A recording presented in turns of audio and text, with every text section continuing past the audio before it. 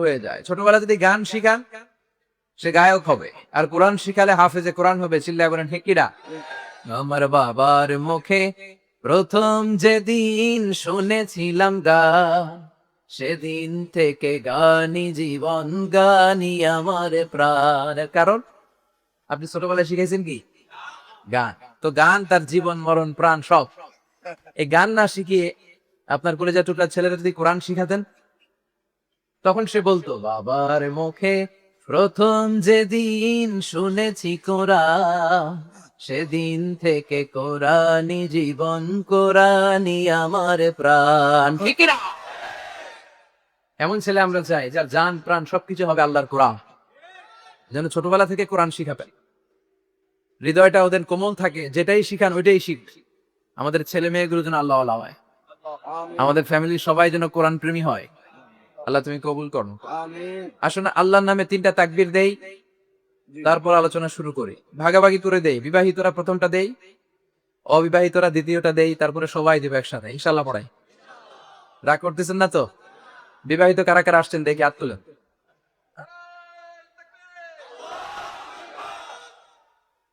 আমি আপনাদের দলে আছি ইনশাআল্লাহ।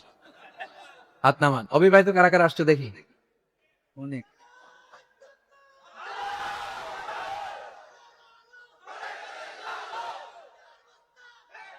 মাশাআল্লাহ, অবিবাহিত অনেক আসছে দেখি।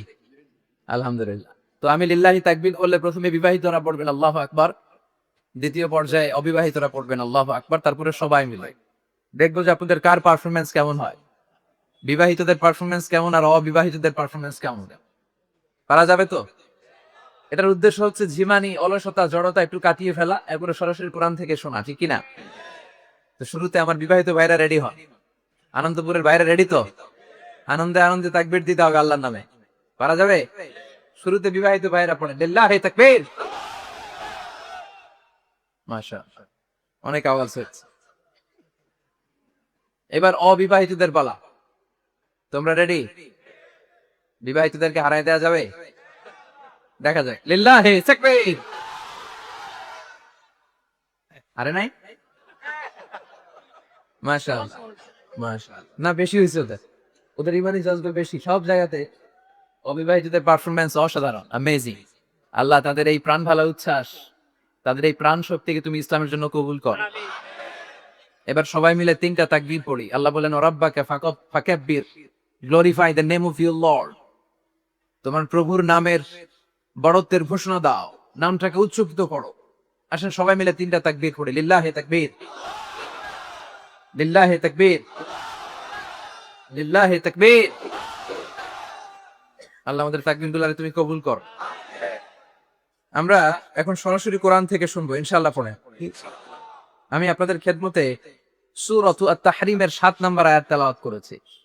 আমি আজকে শারীরিকভাবে অসুস্থ, আসতে পারবো ভাবি নাই। সকাল থেকে খুব লুজ মোশন। আল্লাহর কাছে দোয়া করতেছিলাম যে কমিটমেন্ট দিলে মিস করি না কোথাও। তো এজন্য আল্লাহর কাছে চাচ্ছিলাম যেন যেতে পারি। আলহামদুলিল্লাহ চলে এসেছি, এসেই ডিরেক্ট স্টেজে উঠেছি। তো শেষ পর্যন্ত এখন আপনারা যেমনি চুপচাপ, পিন ড্রপ সাইলেন্ট, পিন পতন নীরবতা, শেষ পর্যন্ত এরকম চুপচাপ থাকা যাবে তো? ওঠা বসা করবেন না তো? শেষ পর্যন্ত থাকবেন? কি একটা খেলা যেন হইতেছে, ওটা কি শেষ? নাকি ওয়াজও শুনতেছেন, মোবাইলে ফলো করতেছে? এরকম সমস্যা নাই তো?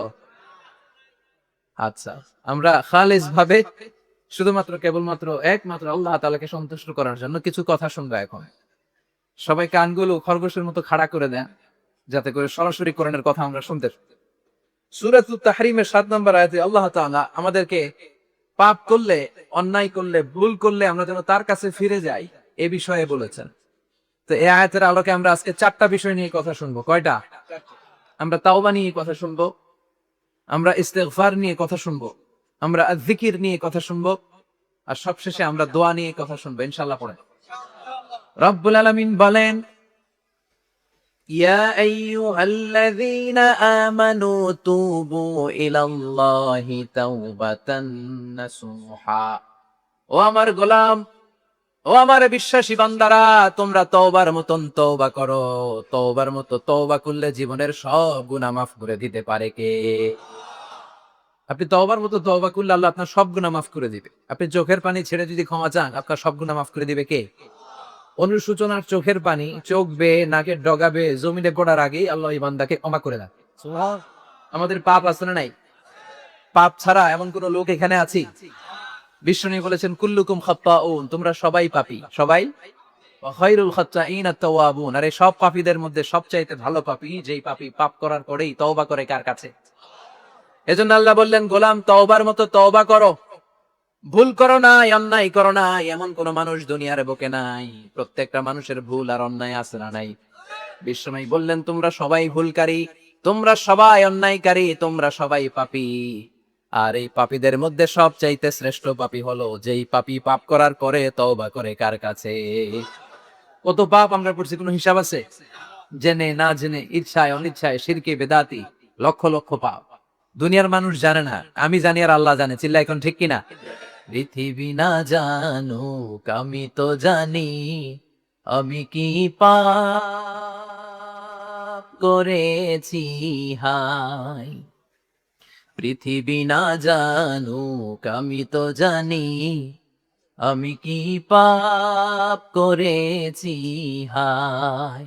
আমার পাপের করলে বিচার, বাঁচার আমার নাই উপায়।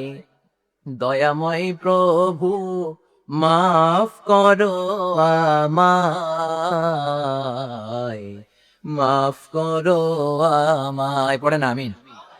পাপ ছাড়া কেউ নাই, সবাই পাপী, সবাই পাপী। শুধু আমি পাপী না, আমার বাবা পাপী, আমার দাদা পাপী, আমার 14 গোষ্ঠী পাপী। চিল্লায় বলেন ঠিক কিনা? এজন্য রব্বুল আলামিন বলেন ইয়া আইয়ুহাল্লাযীনা আমানু তুবু ইলাল্লাহি তাওবাতান নাসুহা। ও গোলাম তওবা করো, তওবার মতো তওবা করলে তোমাদের জিন্দেগীর সব গুনাহ মাফ করে দিবে কে? قل يا عبادي الذين أسرفوا على أنفسهم لا تقنطوا من رحمة الله إن الله يغفر الذنوب جميعا إنه هو الغفور الرحيم سبحان الله পড়েন। আল্লাহ ডেকে বললেন গোলাম যারা জুলুম করেছো, নফসের উপর জুলুম করেছো, অন্যায় করেছো, পাপ করেছো, আমার রহমত থেকে নিরাশ হয়েও না। ক্ষমার মতো ক্ষমা চাইলে আমি তোমার জিন্দগির সব গুনাহ ক্ষমা করে দিতে পারি। চিল্লায় বলেন ঠিক কিনা? এজন্য মুমিন কখনো নিরাশ হয় না। আবার আল্লাহ বললেন লা তাইআসু মির রাউহিল্লাহ, আমার রহমত, আমার দয়া, আমার ভালোবাসা থেকে নিরাশ হয়ো না। ইন্নাহু লা ইয়াইআসু মির রাউহিল্লাহি ইল্লাল কওমুল কাফিরুন, কাফির ছাড়া, গাদ্দার ছাড়া, মুনাফিক ছাড়া আমার রহমত, আমার দয়া, আমার ভালোবাসা থেকে কোনো মুমিন নিরাশ হতে পারে? Never lose hope, never give up, never give up. কখনো আশা ছাড়া যাবে না। নেভার লুজ হোপ, কখনো নিরাশ হওয়া যাবে না। মুমিন কখনো নিরাশ হতে পারে? আপনি কত পাপ করেছেন, আপনি কত অন্যায় করেছেন, আপনি কত ভুল করেছেন, আপনি নিজের উপরে কত জুলুম করেছেন। আপনার পাপ, অন্যায় আর গুনাহগুলো যদি হয় খালের পানির সমান, বিলের পানির সমান, জেনে রাখবেন আল্লাহর দয়া হলো সাগরের পানির সমান। আমাদের পাপ আর অন্যায় যদি হয় পাহাড়ের সমান, আল্লাহর দয়া আকাশের সমান।